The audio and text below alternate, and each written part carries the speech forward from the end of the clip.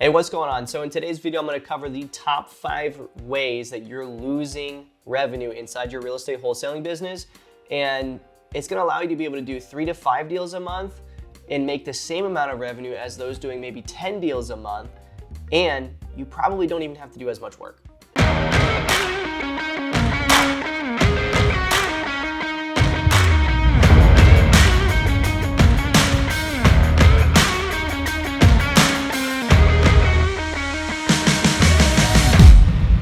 A lot of people, what they do is they blast out a ton of marketing in the very beginning. They get a few deals a month and then they really go stagnant, and then they just make the excuse, well, I just need to make 10 deals a month to compensate for the fact that I'm not making any money in my business. So they just blow a bunch of money to try to make money. So the top 5 reasons why you're losing revenue in your business. Number 1 is improper marketing flow.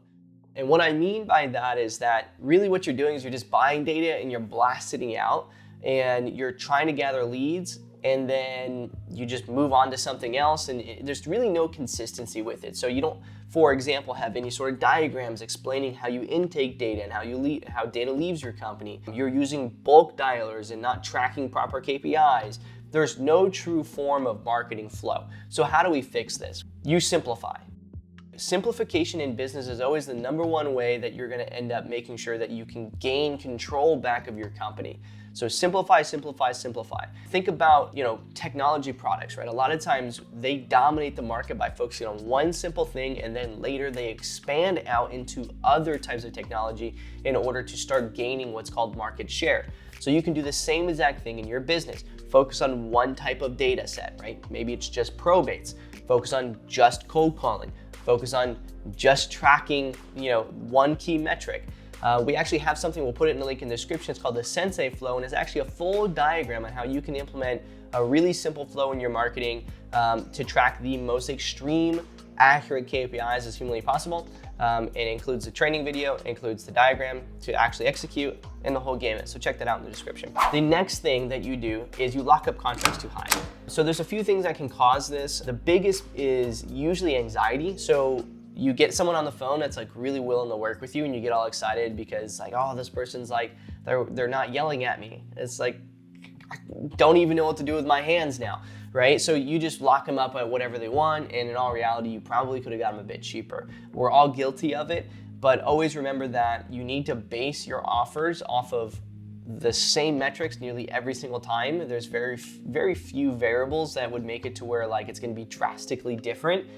Have your key numbers, understand how you're gonna make offers in your company, and always push the limits a little bit, because if you can make it $2,000 less in every single offer, then let's just say you do 10 deals a month, right? Or 10 deals a year even, right? And you get $2,000 less per contract. That's an extra, 2,000 times 10 a year that you're making inside your business. And especially if you're a solopreneur and you're trying to make 6 figures a year, that's a big difference. On the other hand of that, the biggest reason why people lose revenue when it comes to the acquisition cycle is when you're actually selling that contract to an end buyer. A lot of people allow that end buyer to really take control of the sales process, because for some reason, as real estate acquisitions individuals, what we do is we look at the sellers different than we look at the buyers. And in all reality, there's the same type of acquisitions, right? You have your buyer who is purchasing the contract, and you have the seller who you are getting the contract with to be able to assign to the buyer. But there's no difference in the sales process between the two. Like, one of them you're trying to lock up as low as possible, and the other one you're trying to sell as high as possible. A lot of people look at the dispositions process like it's not a sales process. So what I challenge you to do is start looking at it like it is a sales process. So how can we enforce that? Well, again, diagrams, right? Once we have a process, document the process, turn it into a diagram, and enforce that process. And when we're working with an end buyer, make sure that you fully understand your comps, so that if a buyer comes in and they try to say, oh, hey, well, no, it's only gonna sell for this, you can combat that and say, no, it can sell for this. And don't just like willy-nilly just accept, your first buyer's offer. Make sure that you actually, try to get a nice amount of offers from various different buyers so that you can try to get as high as possible. Because $2,000 less on your purchase, $2,000 more on your sell of the contract is an extra $4,000 per deal. If you do only 10 deals a year, that's an extra $40,000 dollars in profits, right? So that's a huge thing. So that's probably, those two things are probably the number one cumulatively reason why people lose out on money once they actually start generating leads. The last, or the second to last one, is going to be overhiring and underperforming. So what a lot of individuals do inside their real estate companies is they start hiring. They get a contract, they hire, they get another contract, they hire, and they have a lot of marketing going out, and they essentially overhired, primarily because they don't actually know their KPIs. This really loops back to the improper marketing flow. Probably the most common two overhires is going to be cold callers and acquisitions individuals. Realistically, you should only really have one acquisitions, because if your acquisitions isn't making offers all day, then you don't need another one, right? There's no reason to have two acquisitions if one of them isn't doing anything for half of the day. So if you don't have the ability yourself to be making 5 offers a day, then you probably don't need to hire an acquisitions at all right now. What you may need to hire is a lead manager. So improper hiring is definitely a really, really common reason why you're losing revenue. One of the biggest quotes that stuck with me from one of my mentors is that one bad hire will cost you the equivalent amount of their salary and losses in your business, okay? So don't overhire. Make sure you know your numbers, make sure you understand your KPIs. From a cold calling perspective, if you don't know how many correct numbers it takes to get a contract and how many prospects it takes to get a contract, you're probably not ready to have a cold caller to begin with, or at least you're not ready to scale cold calling. So the last thing is leads slipping through the cracks. This is something that a lot of people deal with, and the biggest thing I think that people fail here is that they start feeling success way too early. So what they end up doing is they have all these leads coming in. It might only be 2 or 3 a day, maybe 5. And what they end up doing is they start taking all of their leads as they come inbound, they call them once back, and then if the person doesn't answer, they automatically put them on an automated drip, like text message or RVM sequence or something like that. And this loses so much clarity in your business, it's not even funny. I strongly advise against putting brand new leads inside of automated sequences. Continue to follow up with them. Make sure you have a process. Again, this all boils down to process. Very rarely is your business failure have anything to deal with, bad lead generation or anything like that. Or not knowing what to do. A lot of times it's because you don't have a proper process in place, mainly because you don't have something documented. So document the lead management process and what it looks like. Document how many times you're going to follow up with somebody before you kick them into some form of automation.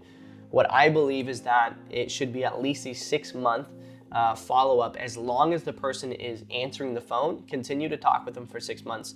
If for whatever reason they go ghost on you, meaning that you've called them and they're not answering, try to call them at least 3 times a day for 5 days straight. And if they end up still not answering the phone, then go ahead and put them on what's called a cold lead follow-up, which is basically where you have an automated task, not an automated text message, but an automated task to follow up with that person in 45 days to see if they've converted or something like that. So I still strongly believe even once they become dead, that it's still a manual thing, a manual text message for that outbound marketing to recapture that person. There's no reason, and very, very few individuals inside the real estate wholesaling space that should truly have full-blown automated outbound lead follow-up. It would be better, in my opinion, to hire a second lead manager to manage those leads than to give it off to technology, because it doesn't take that much more work to really build out that process, and it doesn't take very long to copy and paste the text message. So I'd rather keep that control in the company than put it off somewhere else. It's not to say that there isn't a place for the automated text messages. I just do not think that it belongs inside of our leads, at least for the first year of their life cycle in our company. Now, I will be releasing a video. It could already be done. Just check the links in the description on the lead follow-up task flows. So definitely check those out. And just to summarize here, the top 5 reasons why you're losing revenue inside of your real estate wholesaling business is definitely improper marketing flow. The Sensei Flow and that whole process will really help you hone that in. Number 2, you're locking up contracts too high. Number 3, if I can remember how my fingers work, is you're selling contracts too low to your end buyer. Number 4 is going to be that you're over hiring and underperforming. And number 5 is going to be that you have a huge lead slippage, which basically means that there's a bunch of leads slipping through the cracks, right? You're not properly following up with them. You don't have a lead manager to properly nurture those leads. So hopefully this was valuable to you. Hopefully you gained some insight on how you can maybe refine these things. Definitely don't go fix all these things at once. Choose one at a time, build a process, and then continue to stack on top of that inside your business. Thanks.